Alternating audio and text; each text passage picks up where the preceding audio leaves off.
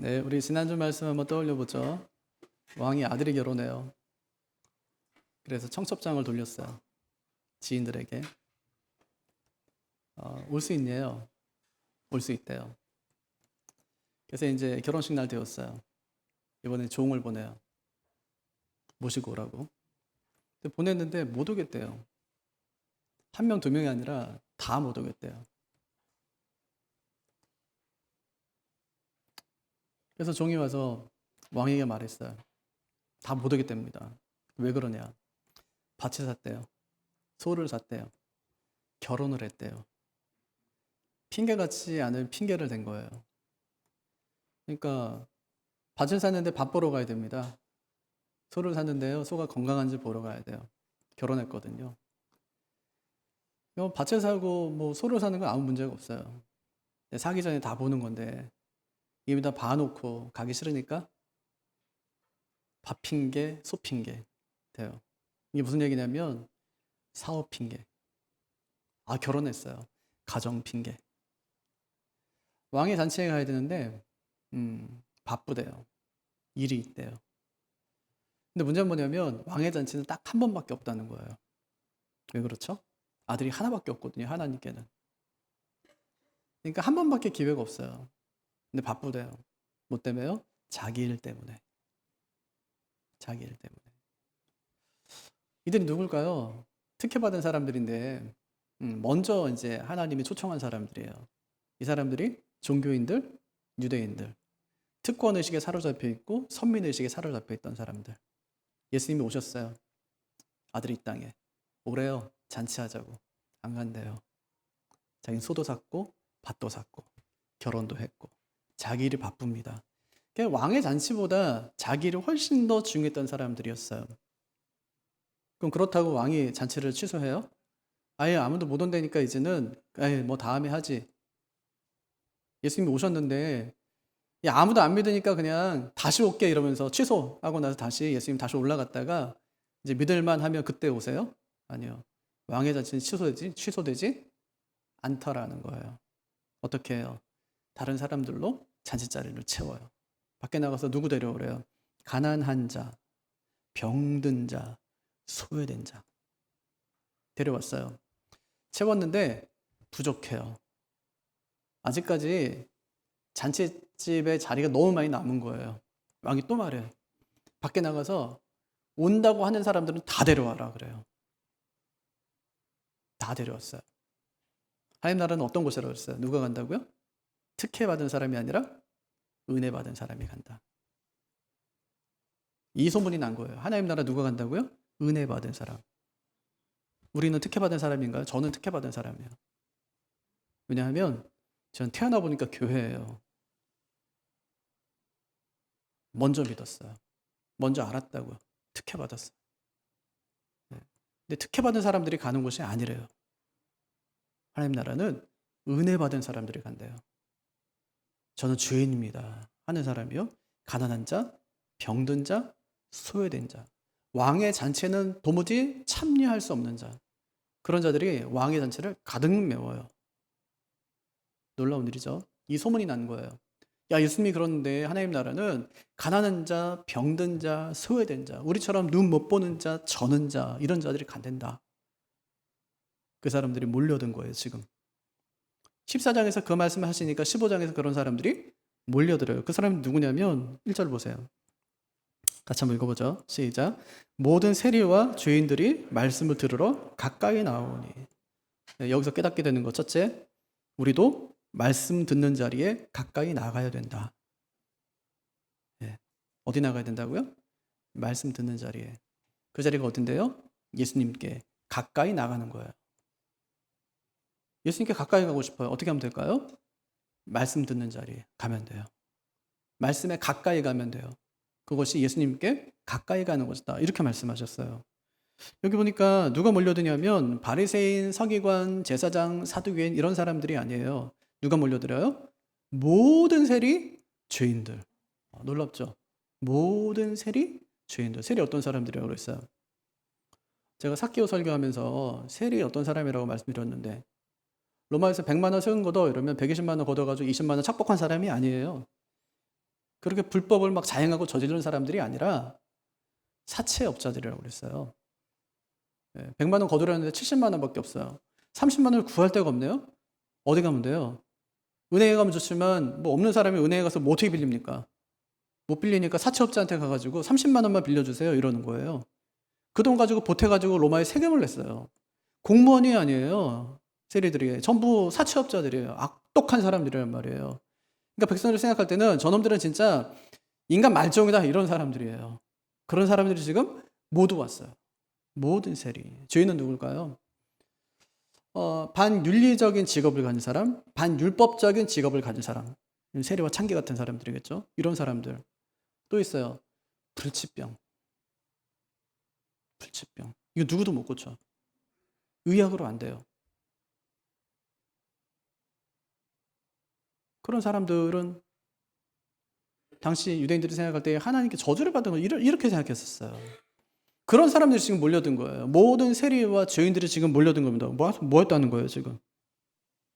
예? 와서 뭐예요? 왜 왔어요? 말씀을 들으러. 말씀을 들으러. 지금까지는 예수님이 말씀을 가지고 그들을 찾아가셨어요. 근데 이제는 그들이 말씀 들으려고 찾아와요. 말씀을 들으면 어떤 일이 벌어질까요? 로마서 10장 17절. 믿음은 들음에서 나며. 믿음이 생겨요. 믿음이 생겨요. 그러니까 그들이 처음 예수를 믿기 시작했는데 그 예수를 믿기 시작하면서 어떤 것으로부터 하냐면 말씀을 듣는 것으로부터 시작해요. 놀라운 얘기죠. 말씀을 듣는 것이 얼마나 중요한지 몰라요. 여러분 우리도 성경 자체를 들어야 돼요. 예. 그러니까 제가 누누이 말하죠. 설교 많이 듣지 말고 그 시간에 성경 듣자고요.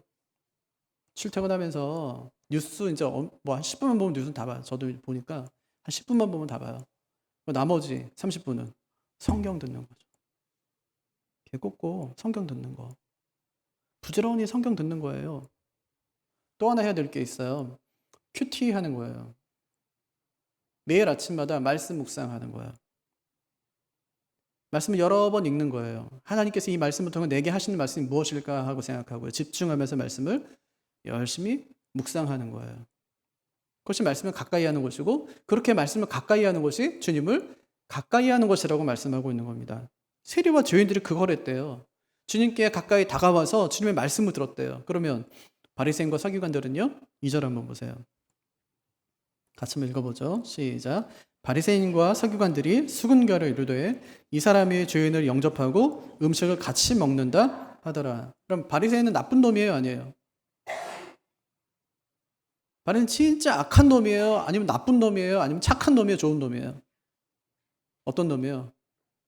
경건한 사람이에요. 하나님 정말 사랑하는 사람이었어요. 바리새인은. 하나님 말씀으로 가득한 사람들이었어요. 서기관은요.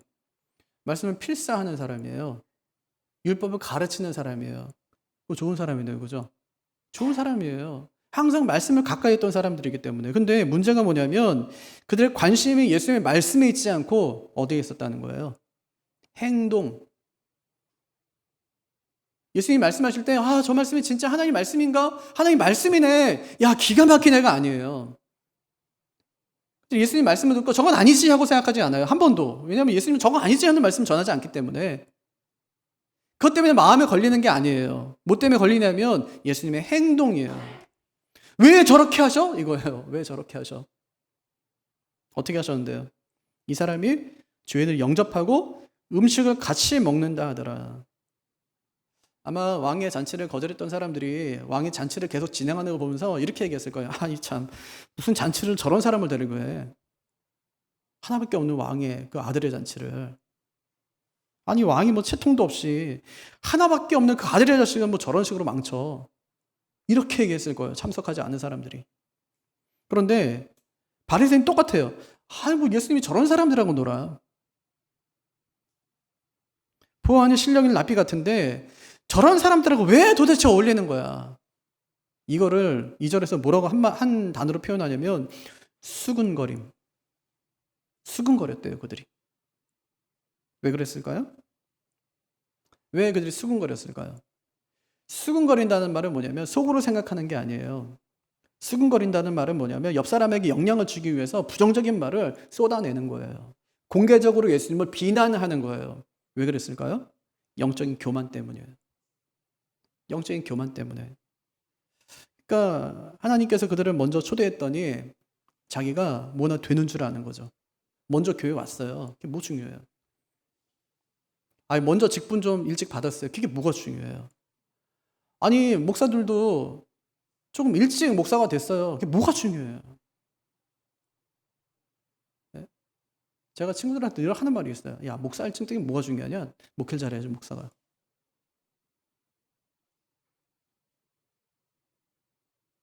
네. 하나도 중요하지 않은데 중요하지 않은 거 가지고 붙들고 살아가고 있는 거예요. 일종의 특권 의식이죠. 그걸로 다른 사람들을 막 짓누릅니다. 경기장에 가보면은 선수가 있고요. 관중이 있어요. 관중이 하는 일은 보통 두 가지예요. 하나 뭐 할까요? 응원하는 거. 또 하나 비난. 야, 뭐 볼을 그렇게 차. 어디다 차는 거야? 이렇게요. 어떤 선수가 화가 나가지고 네가 와서 해봐. 네가 와서 해봐. 잘 되는지. 비난 좋은 거거든요. 응원도 좋은 거예요. 왜냐하면 선수들한테 힘을 주니까 좋은 거고 비난도 성장하게 하니까 좋은 거예요. 나쁜 거 아니거든요. 근데 비난 중에는 악의적인 비난이 있어요. 비난을 위한, 비판을 위한 비판. 그 사람을 끌어내리려는 거죠. 예수님께 했던 것이 바로 그거였어요. 예수님을 끌어내리고 싶었던 거죠, 그들이. 왜 그렇게 됐을까요? 왜 그들이 그가 죄인을 영접하고 음식을 같이 먹으니까 그도 결국 죄인이다. 이런 것들을 왜 사람들에게 이렇게 심어주려고 했을까요? 왜 그렇게 삐딱한 사람 되었을까요? 그들이 말씀을 듣지 않고 고발할 근거만 찾았기 때문에 그래요. 그들은 말씀을 들으면서 늘 꼬투리에 잡을 것만 생각했기 때문에 그래요. 그러니까 말씀을 듣지 않을 때는 뭔가 내가 고발할 근거가 없을까 이것만 찾다가 말씀을 들을 때는 뭔가 저 꼬투리를 잡을 게 없을까 이것만 생각했다는 거예요. 그러니까 실제로 예수님이 중풍병자를 고치니까 그 마음이 좀 상해요. 예수님께서 죄를 사해버려요.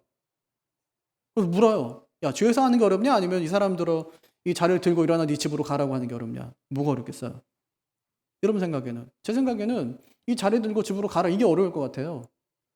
그 즉시 뭔가 능력이 나타나야 되니까. 네 죄 사함 받았느니라. 이건 뭐 제가 사해주지 않아서 어떻게 합니까 이거를?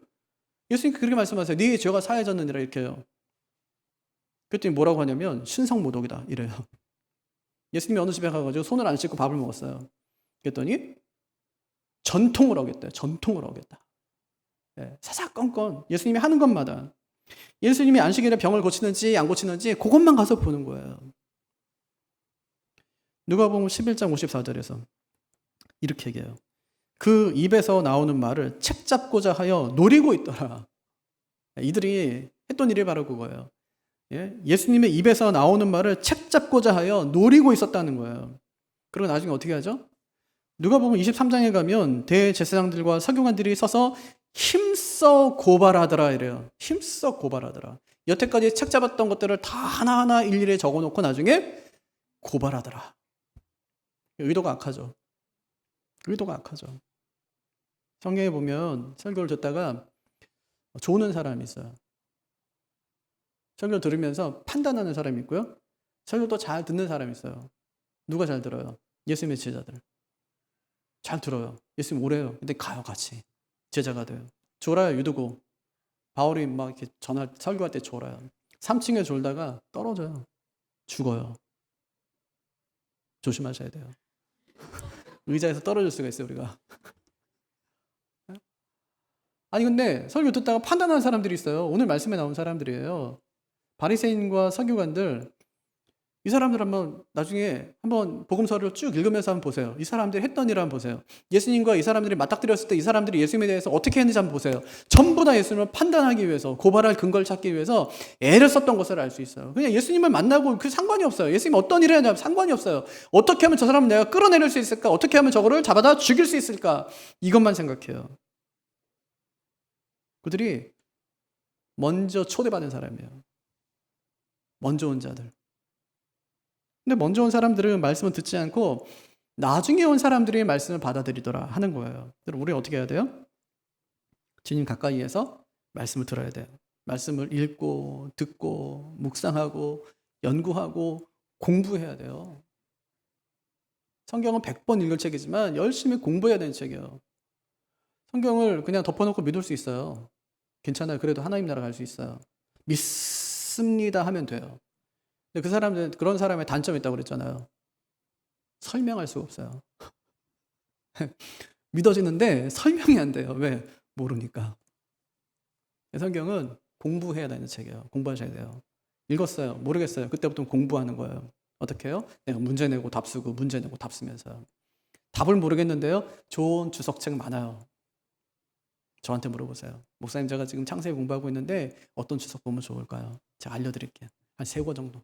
그중에 한 권만 사세요. 내가 문제 내보는 거예요. 성경의 답을 찾는 거예요. 이 뜻이 무엇인지 내가 공부해보는 거예요. 일주일에 한 장씩 20년 공부하면 1189장 다 공부할 수 있어요. 앞으로 20년 사실 거 아니에요. 네. 성경은 공부해야 하는 책이에요. 9월 11일에 신약 성경 통독회 하려고 그럽니다. 4일 동안. 저희가 한번 읽어보면 한 이틀 반 정도면 다 읽어요. 근데 왜 4일 동안 하냐? 좀 천천히 읽으려고요. 같이 나누면서 같이 읽으려고요. 결국 말씀을 가까이 하는 사람들이 이기는 거예요. 그 사람이 견고해집니다. 세례와 교인들은 신앙생활의 첫 시작을 말씀을 듣는 것으로 시작했어요. 여러분, 우리도 그렇게 하십시오. 우리의 삶의 시작을, 또 가을의 시작을, 2학기의 시작, 하반기의 시작을 성경을 읽는 것으로, 하나님 말씀을 듣는 것으로 한번 시작해 보십시오. 그 사람이 승리하는 사람이에요. 그게 첫 번째예요. 어떻게 하자고요? 우리도 말씀을 듣는 자리에 가까이 나가자. 두 번째가 있어요. 우리도 하나님의 마음을 가져야 돼요. 뭘 갖자고요? 하나님의 마음. 3절과 4절 한번 읽어보죠. 시작. 예수께서 그들에게 이 비유로 이르시되 너희 중에 어떤 사람이 양 100마리가 있는데 그 중에 하나를 잃으면 99마리를 두고 또 찾아낸즉 즐거워 어깨에 메고. 여러분, 바리새인은 직업이에요, 아니에요? 그리스도인은 직업이에요, 아니에요? 직업이 아니에요. 그럼 바리새인이 직업이 아니라면 바리새인 중에 목자가 있었을까요, 없었을까요? 있었겠죠. 목자를 직업으로 하는 사람이 있었겠죠. 그들에게 이야기하는 거예요. 이해하기 쉽게 이야기해요. 어떤 사람한테 양이 100마리 있었대요. 한 마리 잃어버렸대요. 그럼 어떻게 하겠네요? 한 마리 찾아서 나서지 않겠네요.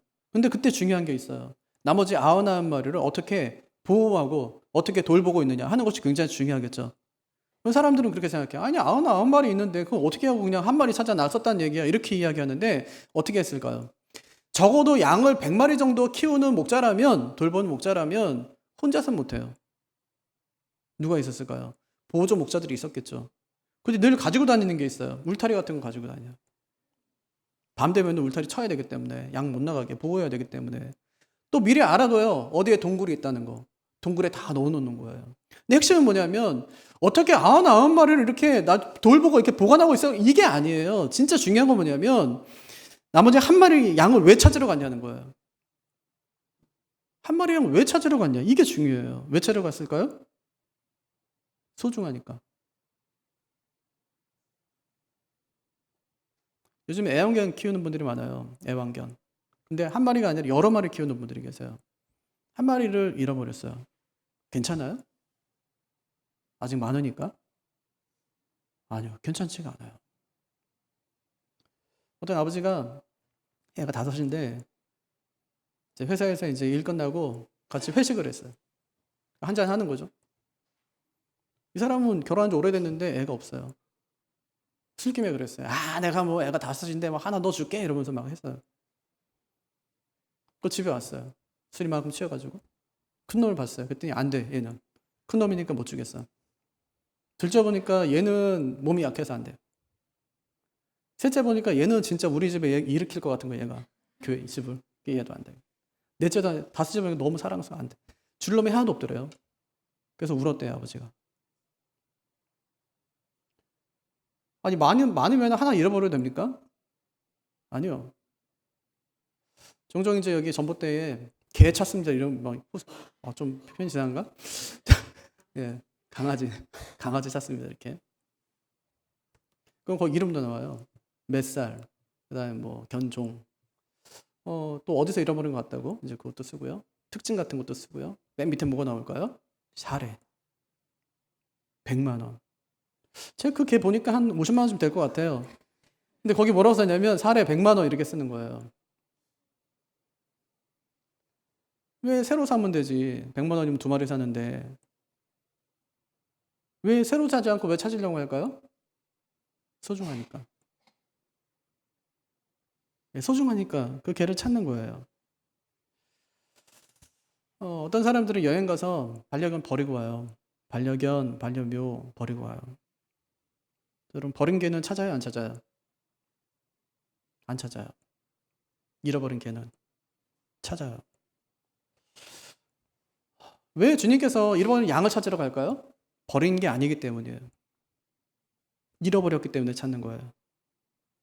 오늘 말씀의 제목이 참 자극적인데 사꾼이면 사꾼답게. 당시 목자 중에는 양의 주인도 있지만 주인이 고용한 사꾼도 있습니다. 사꾼이 뭐냐면 돈 받고 일하는 사람이에요. 나쁜 거 아니에요. 저도 사꾼이고요. 여러분도 사꾼이에요. 다 사꾼이에요. 월급 받고 일하는 분 아니에요? 그럼 사꾼이거든요, 우리가 전부. 근데 나쁜 사꾼이 있다는 거예요. 어떤 사람이냐? 양을 잃어버렸는데 찾지 않는 사꾼. 요거는 나쁜 사꾼이에요. 그야말로 돈만 밝히는 사꾼이죠. 양이야 뭐 어떻게 되든 말든 난 돈만 받으면 되는 거예요. 근데 진짜 사꾼은 양을 잃어버리지 않기 위해서 정말 애를 써요. 또 만약 잃어버렸다면 찾기 위해서 정말 애를 쓴단 말이에요. 왜 그러냐? 자기 생활과 관계했기 때문이에요. 그럼 만약에 어떤 사꾼이 양만 맡기면 잃어버려요. 찾으려고 생각도 안 해요. 어떻게 될까요? 잘리겠죠. 그런 사건은 필요 없으니까 아마 주인이 해고시킬 겁니다. 그를. 핵심이 뭐냐면 양도 이렇게 찾는데 양도 잃어버리면 이렇게 찾는데 어찌 사람은 잃어버렸는데 찾지 않겠냐는 말이에요. 또 문제는 뭐냐면 바리새인과 서기관들이 이 세리 죄인들을 잃어버린 사람으로 생각하지 않는다는 겁니다. 그럼 뭘로 생각할까요? 버린 사람. 버렸다는 거예요. 그들은 스스로 하나님 마음을 잘 안다고 했지만 실제로는 그렇지 않았다는 거죠. 그럼 주인에 대한 하나님의 생각은 어떨까요? 에스겔서 33장 11절. 너는 그들에게 말하라. 주 여호와의 말씀이니라. 나의 삶을 두고 맹세하노니 나는 악인이 죽는 것을 기뻐하지 아니하고 악인이 그의 길에서 돌이켜 떠나 사는 것을 기뻐하노라. 이스라엘 족속아 돌이키고 돌이키라. 너희 악한 길에서 떠나라. 어찌 죽고자 하느냐 하셨다 하라. 그러니까 하나님 기뻐하는 게 뭐예요? 악인이 죽는 것을 기뻐하지 않는데요. 뭘 기뻐해요? 악인이 돌이키는 것을 기뻐한대요. 그럼 사는 말이 돌이키라는 거예요. 돌아서라는 거예요. 죄인은 버린 사람입니까? 아니면 잃어버린 사람입니까? 잃어버린 사람이에요. 그러니까 하나님 마음은 죄인을 죽이는 것이 아닙니다. 그들을 불러서 구원해내는 거예요. 그러니까 주님이 하고 싶은 말이 뭘까요? 한마디로 말하면 잃어버린 자를 버린 자 취급하지 말라, 이 말씀을 하시는 겁니다. 그러면 신앙생활에서 가장 중요한 것, 하나님 마음을 갖는 것. 하나님의 마음을 갖는 것. 이게 두 번째. 두 가지 얘기했네요. 첫째는 우리도 말씀 듣는 자리에 나가야 된다. 둘째는 하나님의 마음을 가져야 된다. 저는 이 비유에서 세 번째가 가장 중요하다고 생각해요. 한번 따라해 볼까요? 내가 원하는 일이 아니라 내가 해야 할 일을 해야 한다. 네. 내가 원하는 일이 아니에요. 내가 해야 될 일을 해야 되는 거예요. 5절, 6절 한번 같이 읽어보죠. 시작. 또 찾아낸 즉 즐거워 어깨에 메고 집에 와서 그 벗과 이웃을 불러 모으고 말하되 나와 함께 즐기자. 나의 잃은 양을 찾아내었노라 하리라. 예, 목자가 양을 찾았어요. 그 어깨에 메요. 왜 맸을까요? 첫째, 기쁘니까. 둘째는 양이여 걸어올 힘이 없어요. 잃어버렸잖아요. 헤맸을 거 아니에요. 얼마나 많은 위기에 노출됐겠어요. 그러니까 주인을 딱 보는 순간 어때요? 다리가 풀리죠. 더 이상 걸어올 수가 없어요. 어깨에 맵니다. 집에 오죠? 친구들을 불러요. 뭐 하려고? 잔치를 벌여요. 희한하죠. 왜 잔치할까요? 잔치하면 비용이 훨씬 더 많이 나갈 텐데, 양값보다 잔치 비용이 훨씬 더 많이 나갈 텐데요. 근데 왜 그 비용을 들이죠? 기쁘니까. 이것은 반려견을 잃어버린 사람이 그 살해금을 더 많이 주는 것과 마찬가지예요. 잃어버린 것을 찾은 기쁨은 그 비용으로 환산할 수가 없는 것이죠. 근데 잃어버렸는데 또 찾았는데 기뻐하지 않는 사람들이 있었다는 말이에요. 그들이 바리새인과 서기관들이에요. 심지어 14장에 보면 자기 집에서 찾았는데 기뻐하지 않아요. 예수님대로 오래요. 초대했어요. 예수님 갔어요. 잔치하거든요. 예수님 같이 먹고 마시고 했어요. 근데 거기 보니까 수정병 든 사람이 있는 거예요. 수정병이 뭐냐면 복수가 차서 나중에 죽는 거예요. 얼마나 괴롭겠어요. 복수가 막 차요. 그러니까 뭐 심장도 누르고 신장도 누르고 간장도 누르고 막 이렇게 막 압박하다가 나중에는 죽어요.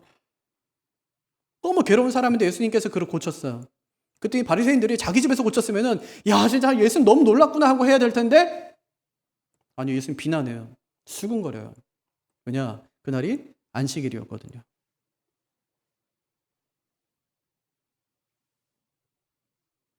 그들 눈에는 안식일만 보였지 환자의 병이 나은 것은 보이질 않았습니다. 그래서 그들이 원하는 게 뭐예요? 안식일에 일하지 않는 거예요. 근데 그들이 해야 될 일은 뭐예요? 자기의 집에 있던 수정병 든 자가 예수님의 말씀으로 은혜로 말미암아 고침받은 것을 기뻐하는 일이에요. 근데 원하는 일이 이루어지지 않자 해야 될 일을 하지 않는 거예요. 원하는 일은 내가 바라는 일이죠. 해야 될 일은 주님이 시키는 일입니다. 원하는 일만 하는 사람은 그 사람을 가리켜 어린아이라고 그래요. 애들은 자기가 원해야지 하거든요. 해야 될 일을 하는 사람은 장성한 사람이라고 불러요. 어른이죠. 바리새인과 서기관들은 스스로 신앙이 장성한 사람이라고 했지만 실제로 보면 어린아이와 같은 사람이었다는 말입니다. 그래서 주님께서 비유의 결론을 이렇게 내시죠. 7절 같이 한번 읽어보죠. 읽는데 잘 끊어서 한번 읽어보세요. 그래야지 분명한 뜻을 알 수 있어요. 시작. 내가 너희에게 이르노니 이와 같이 주인 한 사람이 회개하면 하늘에서는 회개할 것이 없는 의인 99으로 말미암아 기뻐하는 것보다 더하리라. 여기 말하는 주인은 누구예요? 오늘 말씀에 등장하는 누구예요? 세리와 죄인 두 사람들이고요. 의인 99은 누구예요? 죄인 하나가 있고 의인 99이 있는데 의인은 어디 있어요 지금? 여기 하나님 나라에 있어요? 아니면 이 땅에 같이 있어요? 뭔가 좀 분리되어 있는 것 같이 보이니까 죄인 하나가 회개하면 하늘에서는 뭘 기뻐한대요? 회개할 것이 없는 의인 99으로 인하여 기뻐한, 그것보다 더 기뻐한다 이렇게 말씀하는 거잖아요. 그러니까 지금 둘이 합치면 100명인데 100사람인데 의인 99은 누구야? 이거는 바리새인과 서기관들이에요. 하늘에 있는 사람들이 아니라 하늘에서는 딱 보고 있다가 하늘에서는 스스로 의인이라고 생각하는 저 99 말이에요. 아무도 찾아 나서질 않는 저. 분명 잃어버렸는데 지들 살궁리만 하고 그냥 편안한 곳에 있는 먼저 부름받은 그 사람들. 그 사람들보다 회개한 요 한 사람이 더 하늘에서 기뻐하는 이렇게 말씀하고 있는 겁니다. 그러니까 이 말씀은 또 반대로 얘기하면 이 나쁜 놈들 너희는 지옥행이고 세리와 죄인은 천국행이야. 이 말씀은 또 아니에요. 그러니까 주님께서는 세리와 죄인은 구원하고 바리새인과 서기관들 버리겠다 이 말씀하시는 것이 아니에요. 주님이 진짜 그들에게 하시고 싶은 말씀이 뭐냐면 제발 목자 노릇을 제대로 하라는 거예요. 네가 원하는 거 말고 네가 해야 될 일을 제대로 하라는 겁니다. 그래야 하나님께 칭찬도 해주고 복도 줄 거 아닙니까? 요즘에 우리가 새벽마다 역대상 말씀 계속 묵상하고 있는데 제가 13장 말씀 묵상하면서 마음에 걸림이 있었어요. 다윗이 하나님의 법궤를 자기 성으로 운반하는 장면이에요.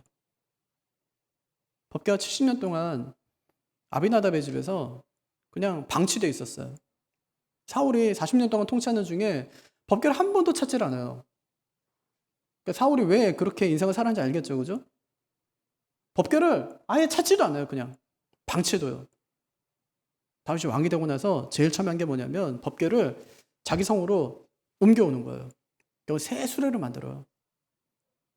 아브나베 집에 가서 새 수레에다가 법궤를 올려놓습니다. 막 잔치를 벌여요. 그때 막 찬양대를 세우는데 3만 명을 세워요. 법궤 앞뒤로 해서 3만 명이 지금 찬송하면서 지금 법궤가 지금 다윗의 성으로 가고 있는 거예요. 장면 한번 상상해 보시라고 어마어마한 일이 지금 벌어지고 있는 거예요. 근데 소가 이제 앞에서 끌고 가다가 법궤가 돌뿌리 같은데 이제 웅덩이에 걸려갖고 덜컹 하면서 떨어질 것 같은 거예요. 아비나답의 아들 우사가 옆에서 함께 있다가 법궤가 떨어지려고 하는 것을 탁 잡다가 그대로 죽어버려요. 아니 지금 엄청나게 막 지금 찬송하면서 기쁨으로 막 가고 있는데 갑자기 그런 일이 벌어진 거예요. 그 순간 어땠을까요? 분위기가? 초상집. 엄청난 두려움이 엄습해요. 그 자리에. 다윗이 법궤 옮기기를 중단합니다. 그곳이 나곤의 타작마당이었어요. 어떻게 해야 돼요? 타작마당에 그냥 둘 수는 없잖아요. 그래서 이 나곤의 타작마당 주변에서 가장 가까운 레위인이 누군지를 찾았어요. 그가 오베데돔이에요. 그 집으로 가져가래요. 오베데돔이 하나님의 법궤가 우리 집에 들어온다는 사실을 알고 나서 기뻤을까요? 아니면 두려웠을까요? 엄청 두려웠을 거예요. 모시고 싶었을까요? 아니요. 나는 구하 자손도 아닌데 법궤를 내가 책임지고 내가 뭐 운반할 그런 일도 내가 할 게 없는데 왜 우리 집에 하필이면 왜 법궤가 들어와야 돼? 하고 생각했을지도 모르겠어요. 만약에 그 가정에 어린아기를, 아주 작은 어린아이를 있다면 더 근심이 됐을 것 같아요. 이건 내가 함부로 어때 움직일 수도 없고 옮길 수도 없는데 법궤가 내 마당 가운데 턱하니 있다면 얼마나 불편하겠어요. 그런데 오베데돔이 순종해요. 그리고 순종한 오베데돔을 향해서 법궤가 그 집에 머무는 동안 어떤 일이 있었는지를 역대상 13장 14절 이렇게 얘기해요. 하나님의 괴가 오벳에돔의 집에서 그의 가족과 함께 석 달을 있으니라. 여호와께서 오벳에돔의 집과 그의 모든 소유에 복을 내리셨더라. 전 이 말씀 묵상하는 데는 이런 생각이 들었어요. 따라해 볼까요? 내가 원하는 것과 내가 해야 하는 것. 저는 우리가 얼마나 이 두 가지 사이에서 얼마나 갈등하고 있는가를 생각했어요. 내가 원하는 것과 내가 해야 하는 것. 오베데돔은 내가 하고 싶은 일을 한 것이 아니에요. 내가 해야 할 일을 한 것이죠. 그 결과 하나님께서 그의 집과 모든 소유에 복을 내리셨더라. 오늘 말씀 준비하면서 그 생각이 났어요. 바리새인과 서기관들은 먼저 초대받은 사람들입니다. 그들은 하나님의 지혜를 먼저 받았어요. 그럼 해야 될 일은 뭘까요? 그 지혜를 가지고 죄인들을, 죽어가는 사람들을 하나님께로 초청하고 돌아오게 하는 일이에요. 하지만 그 지혜를 그 일에 쓰질 않아요. 자기가 원하는 일에 씁니다. 사람들을 판단하고 정죄하는데 그 지혜를 쓰는 거예요. 주님께서 그 잘못을 지적하세요. 주님께서 잘못 지적하신 것은 그들도 돌이키라는 말이에요. 이 나쁜 놈들 끝났어가 아니에요. 예수님께는 세리와 죄인만 중요한 것이 아니니까요. 바리새인들과 서기관들도 역시 중요했어요. 그래서 주님께서 이 비유를 이어서 잃었다가 찾은 동전의 비유, 잃었다가 찾은 아들의 비유, 이 비유들을 말씀하세요. 똑같은 비유를 3번이나 반복하신 것은 지금은 비록 잔치에 참여하지 않았지만 먼저 부름받은 사람의 노릇도 제대로 하지 못했지만 내가 결국 너희도 끝까지 찾아내서 구원하겠다는 주님의 의지가 거기에 담겨 있는 거예요. 결국 주님께서는 바리새인과 서기관들이 먼저 부름받은 사람들로서 자신들이 해야 될 일을 좀 해 주었으면 하는 그런 마음이 주님께 있었던 겁니다. 우리는 먼저 부름받은 사람이에요. 주님께서 요구하시는 것이 있어요. 네가 하고 싶은 일, 네가 원하는 일이 아니라 네가 해야 되는 일, 내가 시키는 일, 그 일을 해 주렴 이라고 말씀하세요. 말씀을 정리하겠습니다. 오늘 3가지 말씀 드렸어요. 첫째는 우리도 말씀 듣는 자리에 나가야 된다. 말씀 듣는 자리. 둘째는 하나님의 마음을 가져야 돼요. 셋째는 내가 원하는 일이 아니라 내가 해야 되는 일을 하면서 살아가야 돼요. 그럼 인생에서 가장 중요한 것이 있습니다. 하나님의 마음과 생각을 갖는 일이에요. 먼저 부름받은 자들로서 주님의 마음을 흡족하게 들을 수 있는 우리 모두가 되기를 주님의 이름으로 축복합니다.